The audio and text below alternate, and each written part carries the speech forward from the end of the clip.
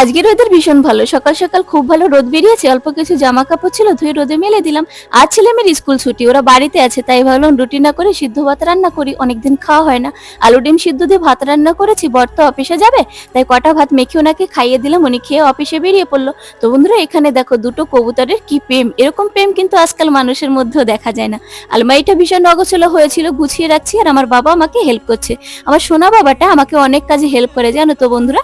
ল্যাপটপে একটু কাজ আছে, কাজ করছি, আর প্রিন্স আমার পাশে বসে বসে দেখো এক নজরে দেখেই যাচ্ছে।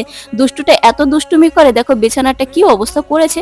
তো বন্ধুরা, রান্না বান্না করতে হবে, সবজি কেটে মাছ ধুয়ে রান্না চাপিয়ে দিয়েছি, আর একটুখানি হলে রান্না কমপ্লিট হয়ে যাবে। তো বন্ধুরা, রান্না বান্না কমপ্লিট করে আমরা খেতে বসলাম। আজকে মেনুতে আছে বেগুন ভাজা, বাঁধাকপি ভাজা, ফুলকপি দিয়ে মাছের ঝোল।